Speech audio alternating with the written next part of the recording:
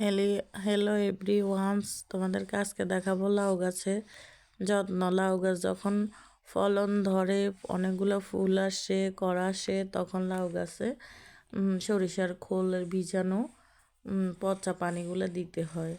আমি 2 দিন ধরে সরিষার খোল পচানো পানিগুলো ভিজিয়ে রাখছি। সরিষার খোল ভিজিয়ে রাখছি, বাজারে পাওয়া যায় সরিষার খোল। ভিজিয়ে রেখে এখন এগুলো আমার লাউ গাছটাতে দিলাম। দেখো, লাউ গাছের গোড়ার মধ্যে এখানে কিছু ওই যে আলুর জোগা আমি কিচেনে ছিল, ওইগুলো দিয়ে দিয়েছিলাম। এই যে দেখো, আমার লাউ গাছে ফলন ধরতেছে, উপরে অনেক করা আছে। আমার এটা কাটিং করা শেষ। এটা 3G শাখাগুলো বেরোয়েছে, প্রত্যেকটা শাখায় করা আছে আলহামদুলিল্লাহ। দেখো, করা নামতেছে, লাউ নিচের দিকে নামতেছে, তোমাদের সাথে সেটা শেয়ার করলাম। এই সময় তোমরা 15 দিন পরে পরে সরিষার খোল ভিজিয়ে ভিজিয়ে পানিগুলো দিলে ভালো হয়, কড়াগুলো টিকার সম্ভাবনা থাকে। বা